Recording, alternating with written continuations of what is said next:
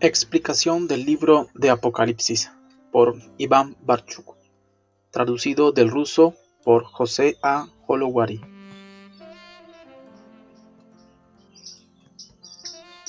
Palabras del traductor. Al presentar esta interpretación sobre el Apocalipsis en español, quiero anticipar algunos detalles de su contenido, teniendo presente que esta obra la leerán muchas personas que no están familiarizadas con las Sagradas Escrituras, la Biblia. Por lo tanto, mi primera sugerencia es leer este libro Biblia en mano. Un vistazo al índice de los libros en la Biblia permitirá al nuevo explorador entender las abreviaturas de las numerosas citas que encontrará a su paso, tales por ejemplo como JN, que significa Juan, MAT, Mateo, DEUT, Deuteronomio, SAL, Salmos, etc. Debo agradecer a muchas personas por la colaboración, pero sobre todo al mismo autor de esta obra, Reverendo Iván Barchuk, quien ha tenido gran cuidado en la explicación de cada cuadro, al solicitarle permiso para publicar su obra en el idioma de Cervantes. El autor gustosamente permitió hacerlo, toda vez dijo que ello beneficie a alguien. Agradezco además a la legión de oyentes quienes al escuchar fragmentos de su contenido a través de KGEI elogiaron y solicitaron el estudio y así estimularon su traducción y publicación. Pero debo admitir que la traducción bajo ningún concepto la considero excelente. Traté en todos los casos de expresar la idea exacta del autor. Aún más he tratado de atenerme al mismo nivel de vocabulario que el original. Sin embargo, reconozco que el idioma ucranio para mí no es de dominio fácil. Además, a esto debe sumarse la escasez de diccionarios con relación al español. No existe un diccionario, por ejemplo, ucranio-español y viceversa. Debe recurrirse en estos casos al idioma ruso, a fin de localizar el significado de ciertas palabras. Pero creo sinceramente que el lector entenderá cada párrafo y disfrutará de toda una revelación sencilla pero a la vez profunda. Lo que es fácil notar en esta obra es el manejo de la Biblia por el autor, pero más aún su fidelidad a la Biblia. El lector cuidadoso notará que las explicaciones que se presentan a discusión no son caprichos del intérprete, sino que cada explicación y pensamiento lleva como broche o sello citas bíblicas muy precisas. De ahí que los pasajes difíciles de la Biblia se explican con la misma Biblia. La traducción se hizo en medio de serios compromisos con otras actividades. A ello se debe la demora de su publicación y aún en parte la ambigüedad en el vocabulario. La idea original era la de usar esta obra solo como auxiliar e ir preparando un amplio estudio sobre el Apocalipsis, pero pronto me di cuenta que ello requeriría mucho más tiempo, del que lamentablemente no dispongo. Por lo tanto, las primeras páginas del primer capítulo contienen agregados que no pertenecen al autor.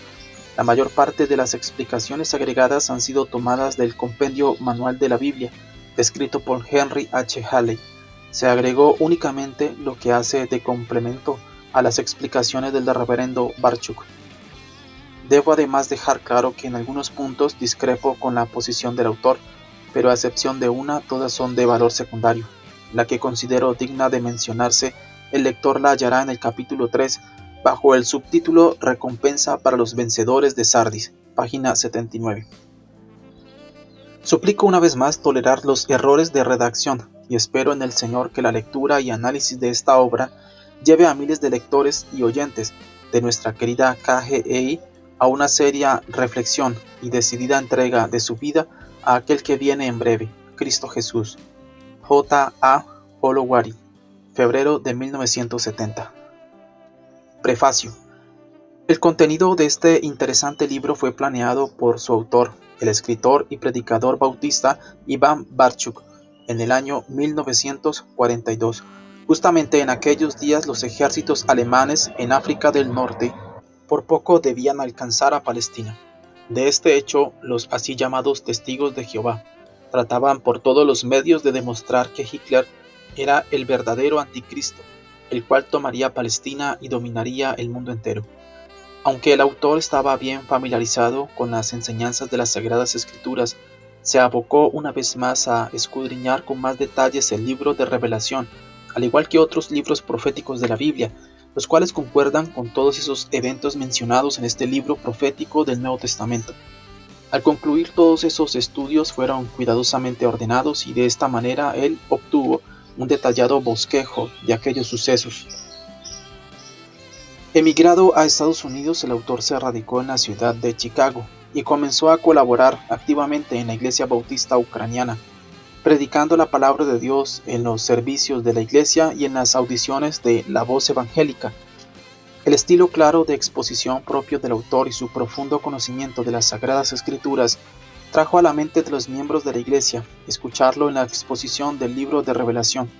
El autor decidió iniciar pronto sus lecciones, después de lo cual no pocos miembros de la iglesia, cautivados por la riqueza de materiales, además por la misma manera de aclarar los misterios proféticos, sugirieron al autor que sería bueno reunir todo este material en forma de libro e imprimirlo.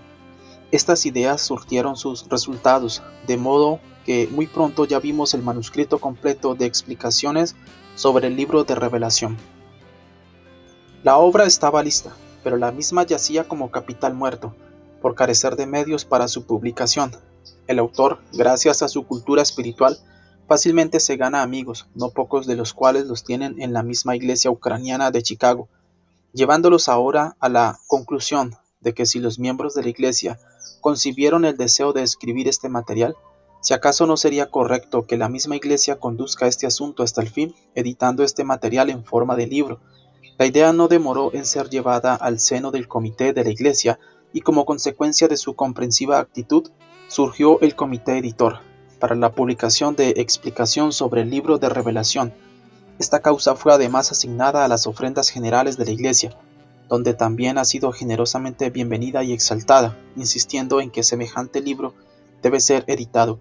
Aquí conviene destacar que esta generosidad no solo fue en palabras sino en hechos. Muchos miembros de la iglesia inmediatamente anunciaron sus contribuciones especiales para tal propósito, de manera que en corto tiempo las promesas alcanzaron la suma de $1,500, de los cuales la mayor parte fue ya efectivizada. Esto permitió entrar directamente en los planes de edición. Hablando de las contribuciones materiales para la edición de explicación sobre el libro de Revelación, nos sentimos impulsados a esta altura a expresar nuestra profunda gratitud a todos aquellos bienhechores de la Iglesia Bautista Ucraniana en Chicago, quienes contribuyeron con las más altas sumas donativas.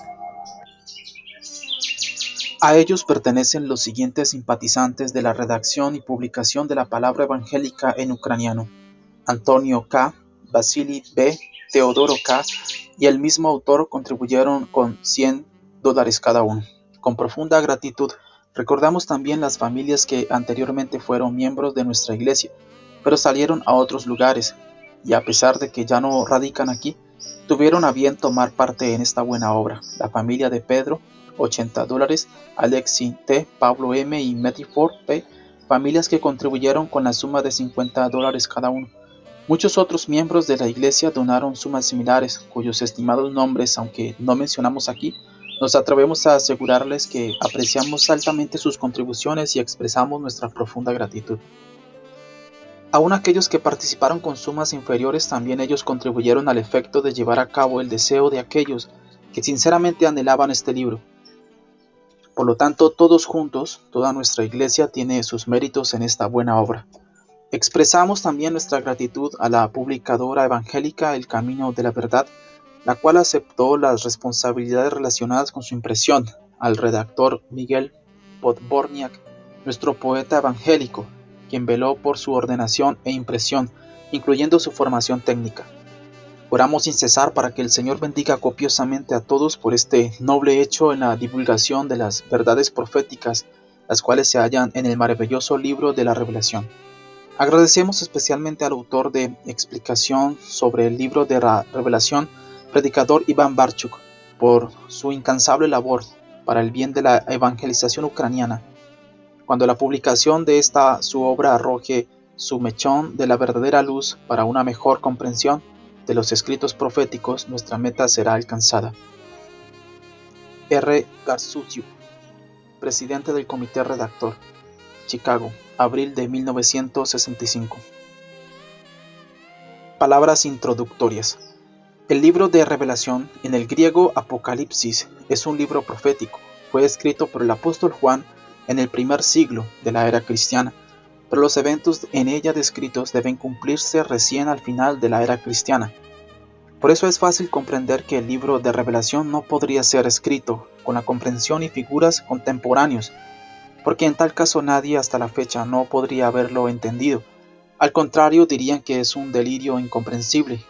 Por eso Revelación fue escrito en idioma simbólico, o sea, con la mentalidad y figuras de entonces son presentados hechos de siglos futuros lejanos. Por eso este libro es difícil entenderlo, ahora para quienes no están familiarizados con lo antiguo. Ellos no saben a qué tiempos se refieren las visiones proféticas de Revelación, y lo principal es que ignoran la palabra de Dios y el espíritu profético.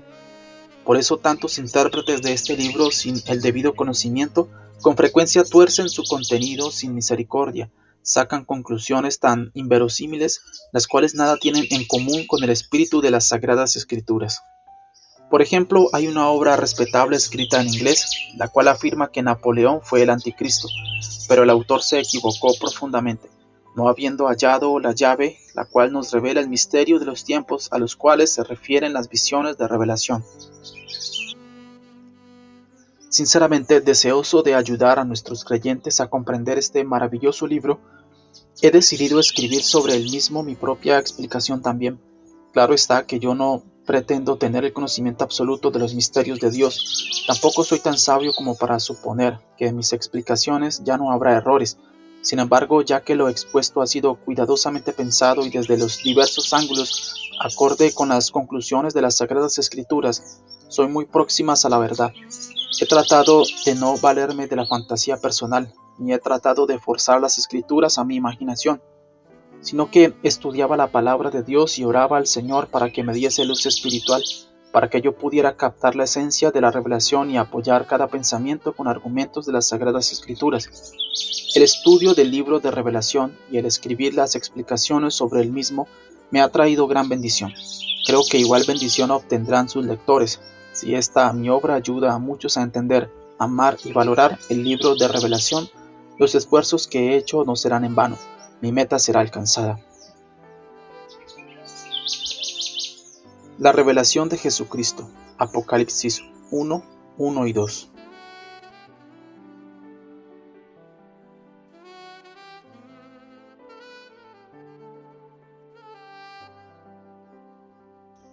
Todos los hombres se han acostumbrado a llamar este libro Revelación de Juan el Teólogo, pero como vemos se trata de la revelación de Jesucristo que le fue dada por Dios.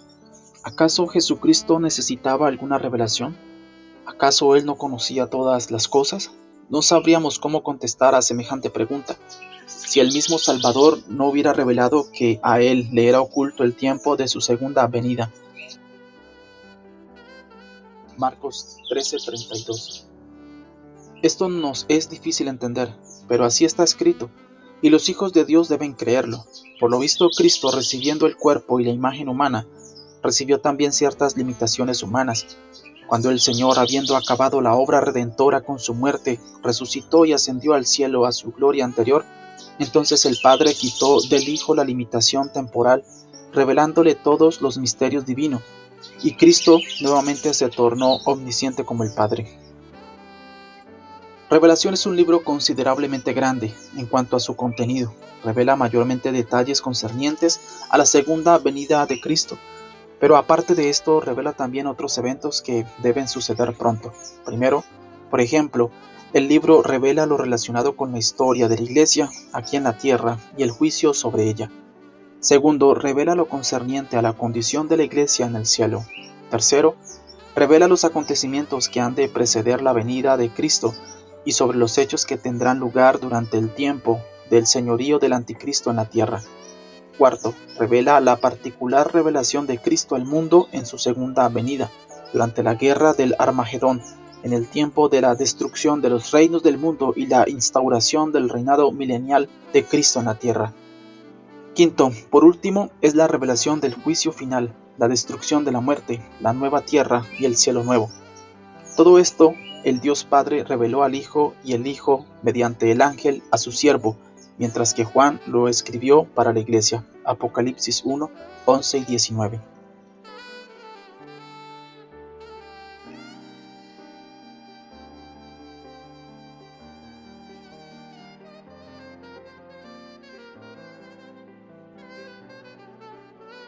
En cuanto al autor, quien escribió la revelación que le fue dada, no cabe la menor duda. En primer lugar, su nombre se menciona, y en segundo lugar, el versículo 2 confirma claramente quién era Juan, al cual le fue dada esta revelación.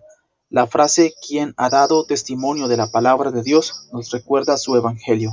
Juan 1, 1 al 4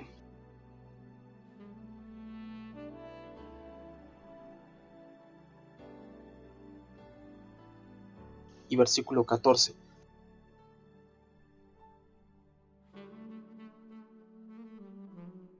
Mientras que las palabras "y de todas las cosas que ha visto" nos recuerdan su epístola. Primera de Juan 1, 1 al 3.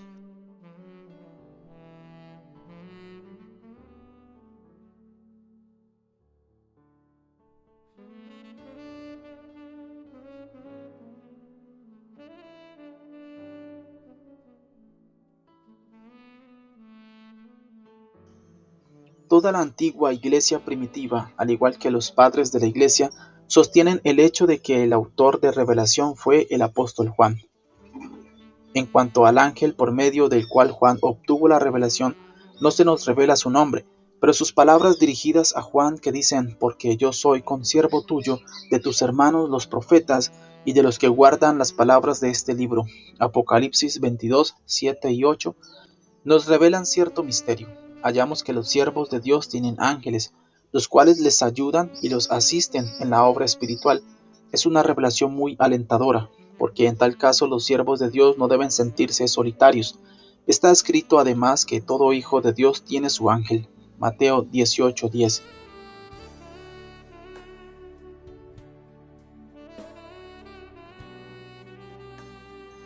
Y aun a aquellos que deben salvarse, los ángeles les sirven anticipadamente. Hebreos 1, 13 y 14.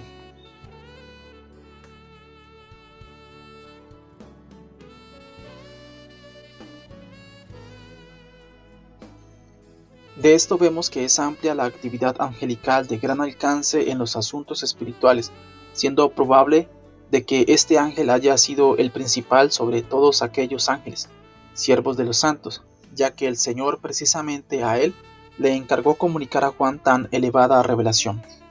El Señor reveló todo cuanto es necesario saber concerniente a su segunda venida. Por lo tanto, cualquier añadidura a esa revelación es falsa profecía y prohibida por el Señor. Apocalipsis 22, 18 y 19.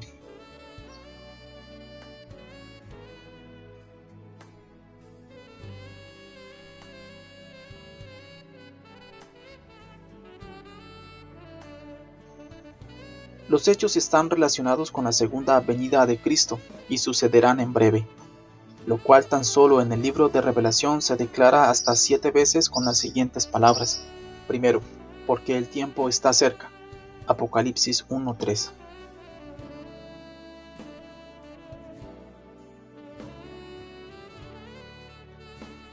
Segundo, he aquí yo vengo pronto. Apocalipsis 3:11. Tercero, él mostró a su siervo las cosas que deben suceder pronto. Apocalipsis 22:6. Cuarto, he aquí vengo pronto. Apocalipsis 22:7. Quinto, porque el tiempo está cerca. Apocalipsis 22:10. Sexto, he aquí yo vengo pronto. Apocalipsis 22:12. Séptimo, ciertamente vengo en breve. Apocalipsis 22:20. Este testimonio del mismo Cristo de que el tiempo está cerca y su venida en breve llena los corazones de los creyentes de gran gozo, sobre todo en la seguridad de que durante el tiempo de espera Él no nos abandona, sino que nos envía a sus ángeles para que nos protejan y nos asistan. Debemos añadir aquí que el tiempo está cerca debe entenderse según Dios y no según los hombres. Para nosotros, pronto puede significar un día, pero para el Dios eterno, ese pronto puede significar aún miles de años. Segunda de Pedro 3:8. Aún más, podemos decir que para el eterno Dios millones de años significan lo que para nosotros es un día. Sin embargo, las promesas del Señor de todos modos significan aquello que en ellas se promete, o sea que Dios no estará postergando sus juicios para la eternidad. Él cumplirá lo prometido y vendrá pronto. Si ese pronto tuvo su significado en los días de revelación y sus hechos, hoy indiscutiblemente estamos en el umbral del regreso del Señor. Urgimiento a la lectura de Revelación. Apocalipsis 1:3. Con estas palabras el Señor invita a todos sus discípulos individualmente, al igual que a su iglesia como tal, prestar especial atención al libro de Revelación. Debe ser tan conocido que aún los menos entendidos, con el solo hecho de oír su exposición, puedan entender y cumplir sus demandas. El Señor considera bienaventurados a aquellos que leen, oyen y asimilan en sus corazones este libro profético, queriendo con ello invitar a nosotros a interesarnos en su contenido. En general, el libro de Revelación contiene más promesas, galardones y bienaventuranzas que cualquier otro libro de la Biblia. Tan solo de las bienaventuranzas tenemos hasta 7, y aquí ellas. Primero, bienaventurado el que lee y los que oyen, Apocalipsis 1:3. Segundo, bienaventurados los muertos que mueren en el Señor, Apocalipsis 14:13.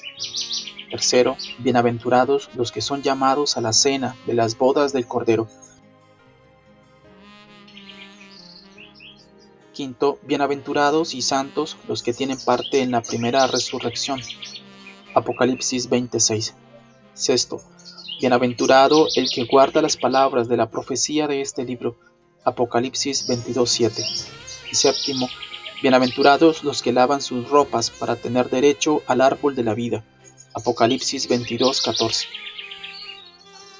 Este libro no solo contiene eventos pasados, lo cual podría interesarnos muy poco, sino que contiene acontecimientos futuros que el mundo entero espera. Contiene también nuestro propio futuro, y lo más importante es que contiene la segunda venida de aquel al cual decimos que lo amamos por sobre todas las cosas. Mientras tanto, este libro ha sido el más abandonado entre los cristianos. No cabe duda de que este abandono ha sido influenciado por el enemigo de las almas de los hombres, quien no desea que los creyentes sepan del pronto regreso del Señor para poner fin con ello al señorío del enemigo. Otra razón del abandono de este libro es la falta de amor al esposo de la iglesia que viene, falta de fe en su regreso. Influye en esto además la negligencia de los creyentes y el apego de estos a este mundo, ya que para entender el libro de Revelación es necesario un gran esfuerzo y dedicación personal para poder al mismo tiempo entender correctamente todos los demás libros sagrados y captar el espíritu de las Escrituras. Es necesario aprender a pensar espiritualmente para poder relacionar lo espiritual con lo espiritual. Primera de Corintios 2:13. Los modernistas contemporáneos llaman misterioso este libro, para de esta manera poder persuadir a sí mismos y a otros incrédulos en el sentido de que en realidad no sucederán las cosas descritas en Revelación. Los mundanos y creyentes no regenerados no pueden captar las profundidades de este libro. Solamente entienden que en él se habla de los juicios de Dios sobre todos los pecadores y Satanás. Principalmente por eso Satanás aborrece el libro de Revelación y trata de impedir su lectura a quien quiera que fuese. Él no desea que los pecadores sepan que tanto ellos como Satanás estarán en el lago de fuego. El saludo de Dios a las iglesias. Apocalipsis 1, 4-6. Este saludo y deseo son expresados a las iglesias que se encontraban en Asia, aunque de esto no debemos deducir que en el Asia Menor no hubieron más iglesias, o que el Señor no se interesaba en otras iglesias. Al contrario, en aquellos días ya había muchas iglesias, y por eso no era posible mencionarlas a todas, ya que ello demandaría mucho tiempo. El Señor escogió a 7 de tales iglesias que fueran tipos característicos, no tan solo de todas las iglesias existentes entonces, sino de toda la iglesia cristiana. Estas 7 iglesias eran patentes retratos proféticos de la iglesia a través de la historia. Es por eso que al dirigirse a las 7 iglesias saludándolas, el Señor saludó en nombre de ellas a toda la iglesia de Cristo a través de los siglos. Con su saludo el Señor nos dio el ejemplo de amabilidad. Los cristianos no deben ser sin delicadeza, sin cuidado, ni mucho menos groseros. El saludo fue expresado de parte de la Santa Trinidad, del que era, del que es y del que será. es el Dios Padre y de los 7 espíritus, es el símbolo del Espíritu Santo, y en las Sagradas Escrituras, según veremos más adelante, la cifra 7 significa la plenitud. Apocalipsis 3:1 y 5:6. Y de Cristo Jesús. Salta a la vista aquí el hecho de que sobre el Dios Padre se dice que Él era, que Él es y que debe venir, cuando en realidad todos esperamos la venida de Cristo, no la venida de Dios el Padre. No es este un error de los cristianos, porque ciertamente Cristo debe venir, de lo cual dan testimonio todas las Escrituras. Él, por ejemplo, ha sido señalado por Dios como juez de vivos y muertos. Hechos 10:42 y 17:31.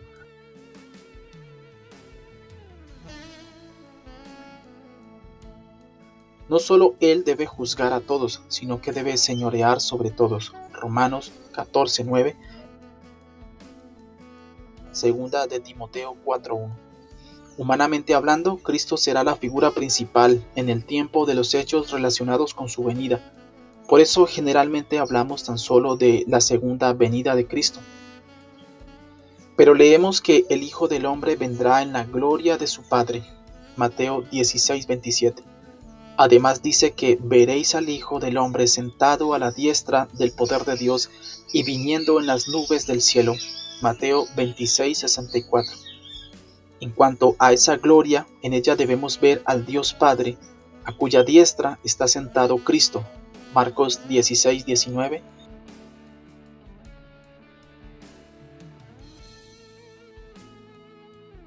Hechos 7:56. Esto nos muestra que Cristo no vendrá solo, sino que con Él vendrá el Dios Padre y todos los santos ángeles. Mateo 25:31.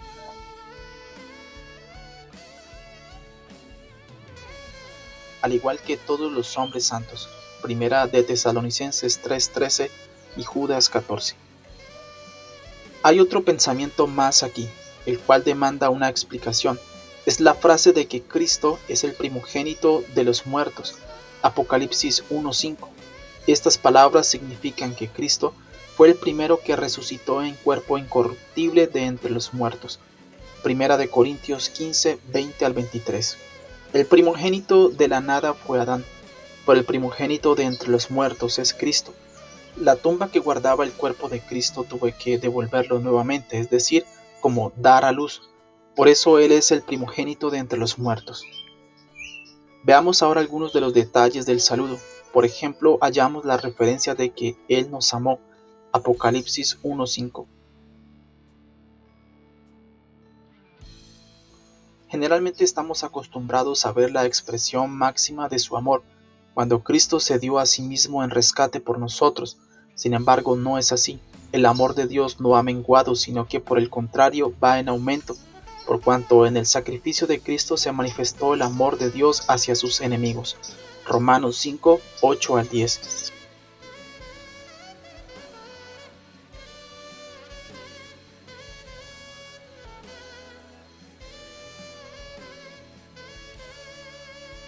¿Cuál sería el amor de Dios hacia sus amigos? Aquel amor fue expresado a quienes estaban lejos de Dios, viviendo en el pecado, mientras que el actual amor es para aquellos cuyos pecados han sido lavados por la sangre del Salvador. Merece nuestra atención el hecho de que el Señor pone en alto su iglesia, ya que es una gloria sin igual tanto que el Señor considere a sus miembros, reyes y sacerdotes. Con esto Dios no se rebaja a nuestra estatura, sino que nos eleva a la suya, ya que los reyes en el mundo ocupan el más alto sitial político, como los sacerdotes en lo espiritual. Esto significa que el Señor eleva a sus hijos al más alto nivel mundial. Los hombres del mundo pueden burlarse de esto, pero quien de entre los creyentes pierde el sentido de su llamamiento eterno, real y sacerdotal, el tal no se interesa en las realidades de revelación concernientes a la segunda venida de nuestro amigo y Salvador, quien es el Rey de Reyes y Sumo Pontífice entre los sacerdotes. Quien asimila y se apropia de esto se interesa en el reino de Dios como del suyo propio y de la vida espiritual como el mejor sacerdote. He aquí viene con las nubes. Apocalipsis 1, 7 y 8. Es una expresión simbólica y significa que Cristo vendrá del cielo. Juan fue testigo de la ascensión de Cristo y vio cómo la nube lo cubrió de sus ojos y oyó de los mismos ángeles que Cristo vendrá exactamente igual como ascendió. Hechos 1, 9 al 11.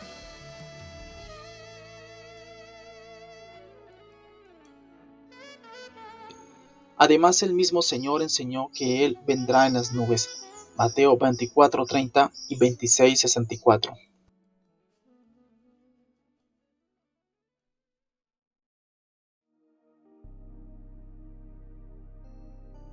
Por eso el apóstol usó las mismas palabras. La esperanza en la venida de Cristo constituye la fuerza vital de la Iglesia de Cristo, de modo que si alguna iglesia dejara de creer en la segunda venida de Cristo, desde ese momento la tal iglesia dejaría de ser de Cristo. Igualmente los miembros de la iglesia como individuos, si ellos no creen en la segunda venida de Cristo, no son cristianos. Ignorar el retorno de Cristo es ignorar gran parte de la fe en las enseñanzas de Cristo. Pero por más que los hombres combatan las enseñanzas de la segunda venida de Cristo, por más que la rechacen y se burlen de tal enseñanza, permanece ante ellos en pie la afirmación que el Evangelio registra diciendo que aquel Jesús, el cual ascendió al cielo, se sentó a la diestra del Padre, vendrá de allí nuevamente para juzgar a vivos y muertos. Y todo ojo le verá. Esto debemos recalcar, ya que hay quienes enseñan que Cristo no vendrá en forma visible, sino que su venida será invisible, y por lo tanto nadie le verá. Por ese texto vemos que todo ojo le verá, aun aquellos que le traspasaron. Es cierto que tomando esto literalmente, tan solo un soldado romano le traspasó. Sin embargo, el texto muestra a muchos, y los que le traspasaron. Por eso queda claro que el Señor tiene en mente no al soldado como ejecutor de este acto, sino a todos aquellos que le juzgaron y le entregaron a la muerte. Será el pueblo hebreo. Zacarías 12:10.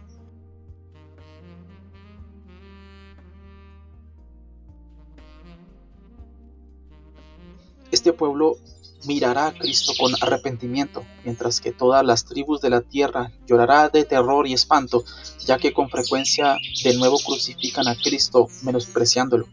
Por su conducta anticristiana, la desobediencia, la negligencia, mezquindad y el liberalismo. Sin embargo, no será este un llanto de arrepentimiento, sino que será el comienzo de los sufrimientos eternos en el infierno. El alfa y la omega son la primera y última letras del abecedario griego, significando en el presente caso que el Señor debe ser el primero y el último en todos los asuntos, también en la salvación. Él mismo la inició y Él personalmente la concluirá. Con este nombre el Señor desea dar prueba en el sentido de que habiendo logrado un buen comienzo, Él mismo llevará la obra a buen fin. Debe señalarse además que este nombre se refiere a Cristo, lo que se ve de muchos textos. Apocalipsis 1:17,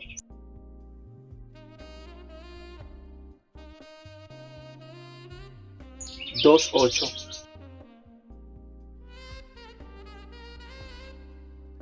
21:6,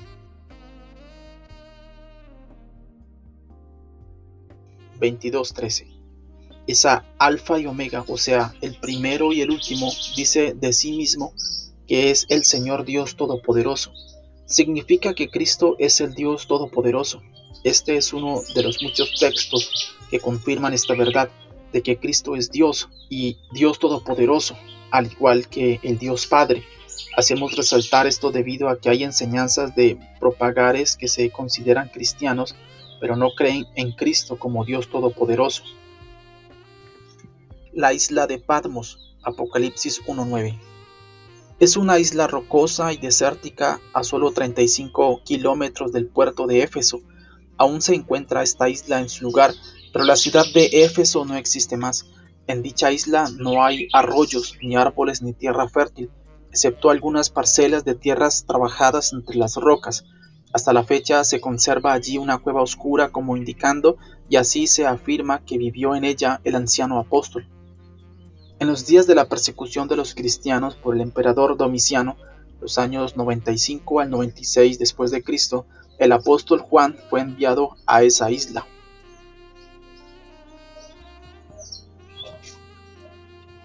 Era una difícil experiencia para el apóstol, pero mediante su exilio en esa isla, el Salvador llevó a cabo aquello que había dicho a Pedro acerca de Juan. si quiero que él quede hasta que yo venga, ¿qué a ti? Juan 21:22.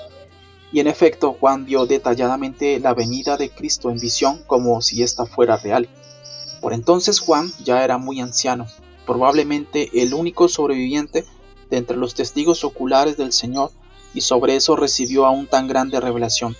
No obstante, Juan no se enorgullece por esto ni se considera superior a los demás. A semejanza de un alma genuinamente humilde, dice: Yo, Juan, vuestro hermano y copartícipe. ¿En qué copartícipe? Tal vez en algún heroísmo o en ciertos grados superiores, o cuando menos en algún esfuerzo sobrenatural. No, copartícipe en las tribulaciones. He aquí una persona que a la par de otros experimentó tribulaciones y sufrimientos a causa de Cristo. Pero él no se queja, porque después de las tribulaciones él dice que es también copartícipe del reino. Al comienzo, tribulación, pero luego el reino. En tales circunstancias aún la tribulación deja de serlo y resulta fácil sobrellevarla. El día del Señor. Apocalipsis 1:10. Es difícil explicar con certeza cuál ha sido ese día. Algunos piensan que era el día domingo, mientras que otros el sábado, pero lo más cierto es que era ese un tal día del Señor en el cual el Señor quiso revelar a Juan el día del Señor venidero. Los profetas y el Nuevo Testamento llaman el día del Señor a su segunda venida. Isaías 2:12, Joel 1:15, Segunda de Corintios 1:14, Primera de Tesalonicenses 5:2.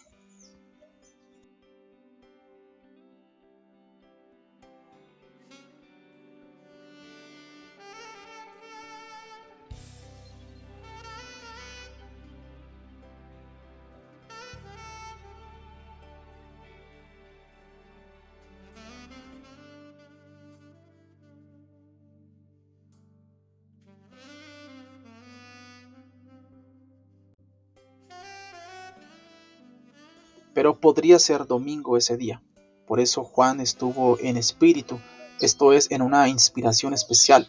Probablemente él meditaba en los tiempos pasados, cruzaban por su mente las variadas circunstancias de la vida de Cristo, y en relación con el domingo recordaba la resurrección de Cristo, su ascensión y la promesa de su regreso.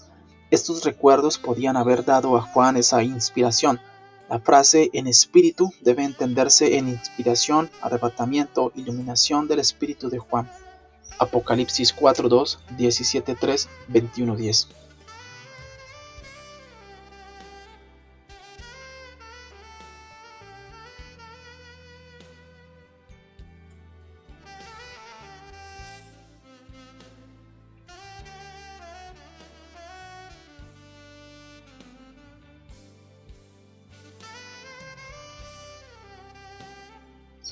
A esto debemos añadir que después de escrito el libro de Revelación, todos los padres de la Iglesia comenzaron a designar el domingo como Día del Señor.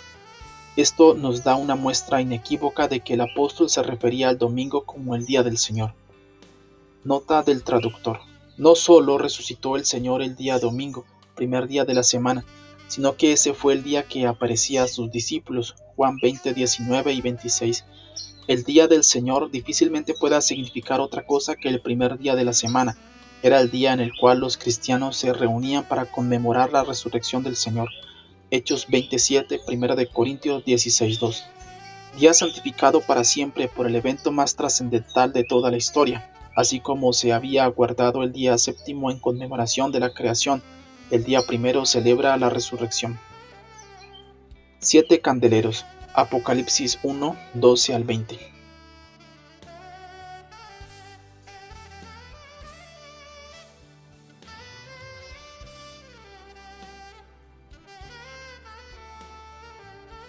Juan vio 7 candeleros de oro. En la tierra con el oro se evalúa todo. Esos candeleros significan 7 iglesias, las que simbólicamente significan toda la iglesia. En los ojos de Dios, dicha iglesia es más cara que todo el oro, pero la iglesia no se compara aquí con 7 fragmentos de oro, sino con 7 candeleros de oro, por cuanto la iglesia debe estar pletórica de la luz de la verdad, ardiendo y alumbrando en las tinieblas de este mundo para iluminarlo. Mateo 5, 14 al 16. Nos vemos obligados a destacar que cuando nos referimos a la Iglesia de Cristo no tenemos en mente las actualmente numerosas así llamadas iglesias, las cuales hace ya mucho han dejado de ser iglesias de Cristo. Primeramente tenemos en mente a los cristianos de los primeros siglos, como así también a todos aquellos que hoy retienen las enseñanzas evangélicas y realmente aman al Señor de todo corazón. Es claro que tampoco ellos son ángeles y tienen sus insuficiencias como humanos y son débiles. Por lo tanto, la iglesia que se compone de esta clase de gente es verdadera iglesia de Cristo. Por eso el Señor la compara con los candeleros de oro. Una sola iglesia no está en la capacidad de pintar un cuadro como para transmitir, aunque fuera a grandes rasgos, la vida espiritual de la iglesia universal en la diversidad de riquezas en su desarrollo. Después, el principio, el Señor escogió y señaló para esto a 7 iglesias. Esos 7 candeleros que unidos alrededor del Señor hacen de sí un maravilloso ejemplo de las pruebas espirituales y las principales experiencias de la Iglesia Universal a través de los siglos, porque para el Señor la cifra de 7 significa plenitud, como veremos más adelante. Juan vio a Cristo en medio de esos 7 candeleros, es decir, en la Iglesia. Esto es maravilloso. El Señor no abandona a su Iglesia, sino que permanece con ella y en ella. Aunque Cristo abandonó la tierra, sin embargo no abandonó a la iglesia. En su ascensión al cielo Él claramente prometió que no abandonaría a los suyos. He aquí sus palabras. Y he aquí yo estoy con vosotros todos los días hasta el fin del mundo. Mateo 28:20. Además el Señor prometió que Él estaría en todas, aun en las congregaciones más pequeñas, que en su nombre se congreguen. Porque donde están 2 o 3 congregados en mi nombre, allí estoy yo en medio de ellos. Mateo 18:20.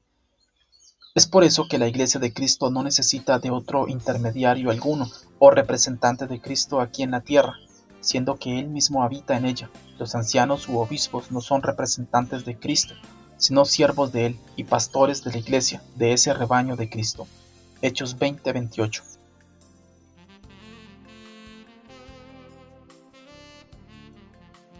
Primera de Pedro 5, 1 al 4.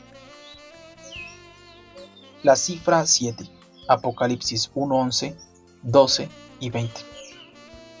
Aún en el Antiguo Testamento la cifra 7 jugó un papel muy importante, significando plenitud o conclusión de algo. Se entiende que no se trata de una plenitud aritmética, sino que es la plenitud divino-profética. El mundo fue creado en 7 épocas, así también el castigo del mundo en el juicio final se llevará a cabo bajo la ley de la cifra 7.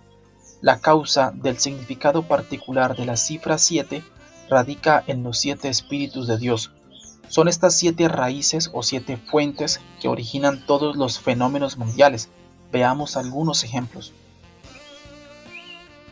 Primero, 7 días de Dios en la creación del mundo. Génesis 2:2. Aquí vemos la plenitud y la terminación en la creación. Segundo, Dios encomendó a Noé llevar en el arca 7 pares de cada especie animal. Génesis 7:2 y 3. Se manifiesta aquí la plenitud de la salvación de la creación viva. Tercero, Faraón vio en sueños a 7 vacas, al comienzo gordas y luego flacas.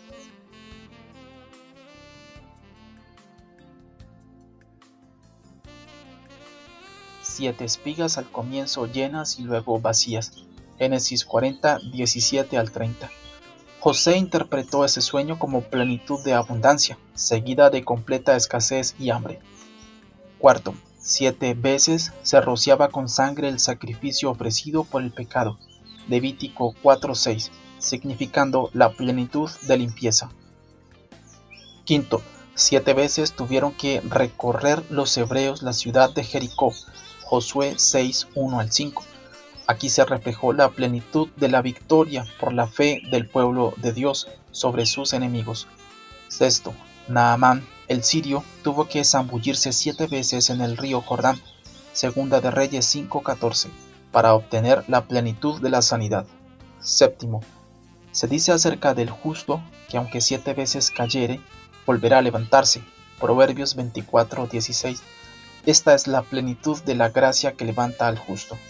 Teniendo ahora por delante estos ejemplos, Pasemos al libro de Revelación y veremos que allí también la cifra 7 significa una plenitud simbólica. Número 1. 7 iglesias. Apocalipsis 1:4. La iglesia es la plenitud de Cristo. Efesios 1, 22 y 23. Número 2. 7 espíritus. Apocalipsis 1:4.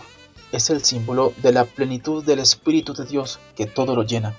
Salmos 139:7, Hechos 2:4, Primera de Corintios 2:10.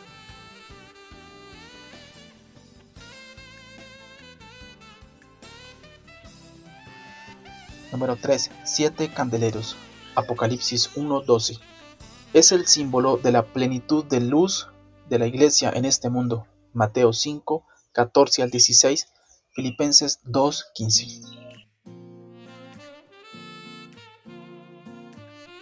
Número 4. 7 estrellas. Apocalipsis 1, 16. Las estrellas simbolizan a los oficiales de la iglesia. Apocalipsis 1, 20.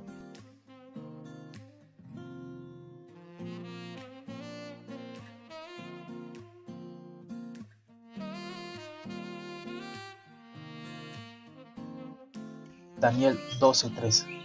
En el caso presente significa la plenitud del servicio de ellos en la iglesia. Efesios 4, 11 al 13. Número 5. 7 sellos. Apocalipsis 5:1. Es la plenitud del misterio divino. Daniel 12:9. Número 6. 7 cuernos de un cordero. Apocalipsis 5:6. Es la plenitud del poder de Cristo.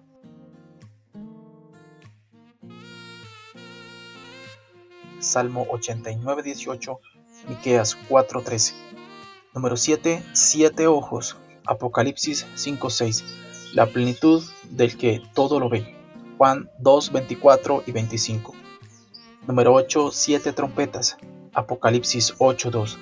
Es la plenitud del castigo del mundo. Levítico 26:28.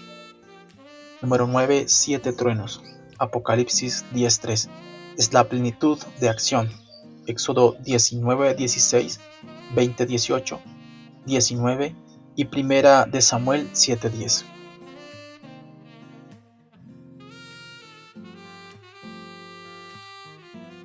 Número 10. 7 copas llenas de la ira de Dios. Apocalipsis 15:7. Es la plenitud de la ira de Dios. Zacarías 7:12. Apocalipsis 14:19. Número 11.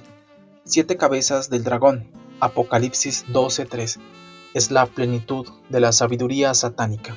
Ezequiel 28:13. De todas estas cifras podemos ver que la cifra 7 en la Biblia significa realmente plenitud de aquel evento en relación al cual está. Por lo tanto, las 7 iglesias también ilustran la historia plena del cristianismo de todos los tiempos y en todos los lugares.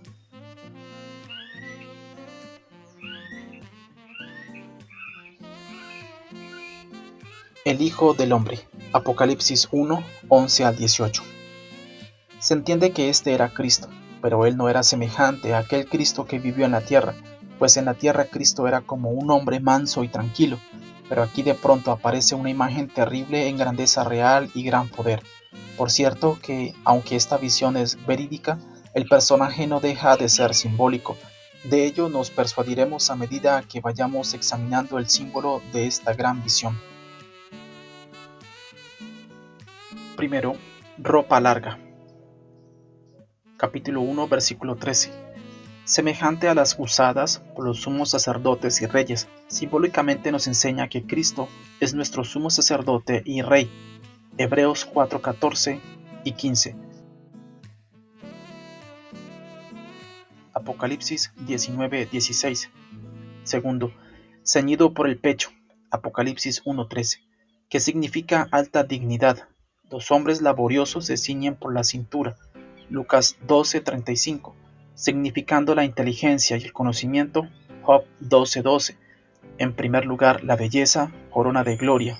Proverbios 16:31, símbolo de la eternidad antiguo. Daniel 7:9. Tercero, el cabello blanco. Capítulo 1, versículo 14. Tiene muchos significados, aunque Cristo físicamente no era anciano, en cierto modo lo es espiritualmente, porque es eterno. Él pudo tener esa belleza de anciano por su conducta. Él fue coronado de gloria, estuvo a la par con el anciano de días, lleno de sabiduría e inteligencia. Todas estas cualidades simbólicamente eran mostradas a través de sus cabellos blancos. Cuarto, sus ojos como llamas de fuego. Capítulo 1, versículo 14. Es el símbolo de la todovidencia, la compenetración y también el furor. Para muchos esto es incompatible, que en los ojos del Salvador arda la ira. Nos hemos habituado a imaginar los ojos de Cristo llenos de amor, de ternura, de tristeza y no de ira, pero vendrá el tiempo cuando en ellos arderá la ira y serán como llama de fuego. Apocalipsis 6, 16 y 17. Para aquellos que hayan rechazado su amor. Quinto, sus pies semejantes a bronce bruñido. Apocalipsis 1:15. Esto indica que esos pies pisarán el lagar del furor de la ira del Dios Todopoderoso. Apocalipsis 19:15. Por otra parte, en esos pies habrá una extraña fuerza de fuego como bronce bruñido. Con ellos él hollará a los impíos y ateos enemigos suyos. Sexto, voz como de trompeta, como estruendo de muchas aguas. Salto de agua o estruendo de una tempestad marítima. Apocalipsis 1, 10 y 15. Estos símbolos nos dan a entender el extraño poder de la voz del Señor, con la cual despertará aún a los muertos. Juan 5, 28 y 29. La misma voz que pronunciará el veredicto del juicio cuyo mandato se ejecutará con premura. Mateo 25, 41 y 46. Séptimo, 7 estrellas en su mano son ángeles, representantes de la Iglesia. Apocalipsis 1, 16 y 20. A estas estrellas amenaza un gran peligro de parte de las fuerzas tenebrosas, por eso el Señor las sostiene en lugar seguro en su mano. Hagamos referencia también al hecho de que Cristo anda en medio de los 7 candeleros, es decir, que Él está presente en la Iglesia, pero a los oficiales de la Iglesia los tiene en su mano. Esto significa que la posición en la Iglesia de los ancianos, pastores, difiere un tanto de la de los demás de la congregación. Ellos mantienen su dominio y autoridad sin intermediarios mediante Cristo y son responsables ante Él. Él los sostiene en su diestra, de modo que nadie, ni hombres ni ángeles, los pueden arrebatar de su mano. Si permanecen fieles y verdaderos siervos a Él, nadie podrá jamás apagar sus candeleros. Si por lo contrario no permanecieren fieles, nadie podrá salvarlos del castigo. Quienes lo desobedecen, desobedecen a Cristo, y quienes los desechan, también al Señor de ellos desechan. Lucas 10, 16. Espada de 2 filos. Apocalipsis 1, 16. Es el emblema de la autoridad ejecutada. Romanos 13, 4. El hecho de que salía de la boca queda claro por cuanto la espada espiritual es la palabra de Dios. Hebreos 4:12, la cual juzgará y castigará a los incrédulos. Juan 12:48. Noveno. Su rostro era como el sol cuando resplandece en su fuerza. Versículo 1 y 16. Es el símbolo de la gran gloria y referencia al hecho de que Cristo es el sol de justicia. Malaquías 4:2. Él es la fuente de toda luz. Lo que significa el sol para la naturaleza, así es Cristo para la vida espiritual. Como la naturaleza no podría existir sin el sol, ni tendría vida alguna, así tampoco hay vida espiritual alguna en aquellas almas donde Cristo no vive.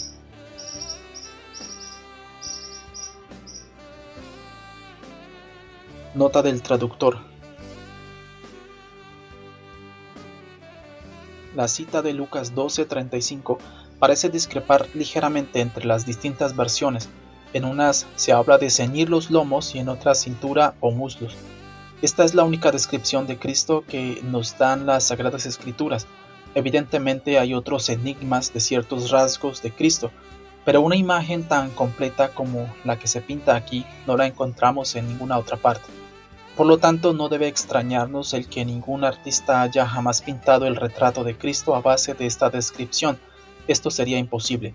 ¿Podría, por ejemplo, pintar a alguien un rostro que brille como el sol en su fuerza u ojos que fueran como llamas de fuego?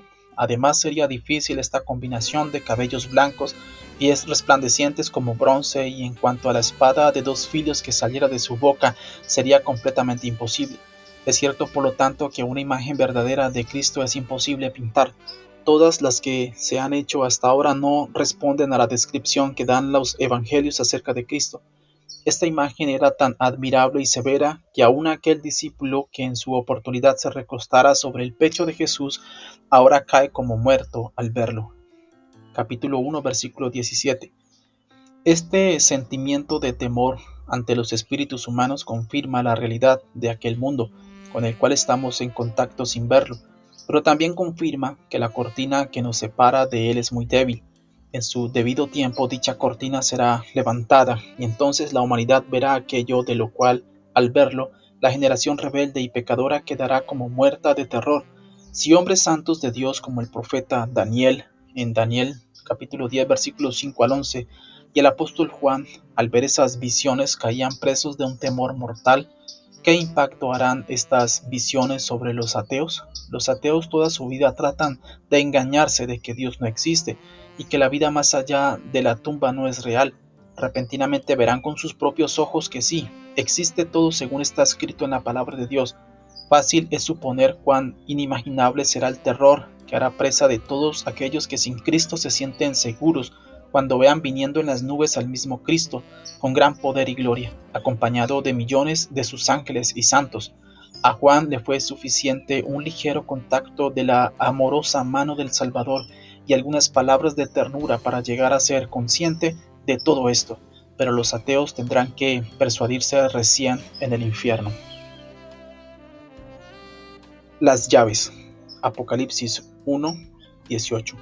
En las Sagradas Escrituras se hace mención de unas cuantas llaves. Por ejemplo, primero, la llave de la ciencia, dada a las personas espirituales. Lucas 11, 52. Segundo, llaves del reino, dadas a la iglesia. Mateo 16, 19, 18, 17 y 18. Tercero, llaves de la muerte y el infierno. Cristo las tiene en su poder. ¿Por qué? Es porque abrir el conocimiento, ciencia, en cualquier momento y para todos es permitido. No hay peligro de que los espirituales estén adquiriendo o recabando demasiado conocimientos. Por eso Dios confió esta llave a personas espirituales, siervos suyos.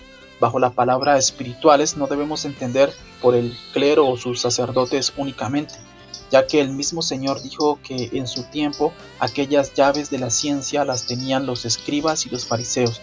Mateo 23:13 y los intérpretes de la ley. Lucas 11:52. No eran todos ellos sacerdotes, pero eran guías espirituales. Así también en la religión cristiana, todo guía espiritual tiene derecho de hacer uso de esas llaves de la ciencia, pero no para cerrar el reino de Dios delante de los hombres, sino para abrirlo. En cualquier momento se puede abrir el reino de Dios para todos aquellos que genuinamente se arrepienten y desean morar en él. Pero el abrir para alguien la muerte y el infierno solamente Dios lo puede hacer. Únicamente Él sabe quién y cuándo debe morir, como así también quién debe y quién no debe ir al infierno. Por eso el Señor a nadie dio estas llaves, Él las retuvo consigo. Matar a una persona es contrario a los preceptos de Cristo, a la vez que condenar a alguien como digno del infierno es pecado.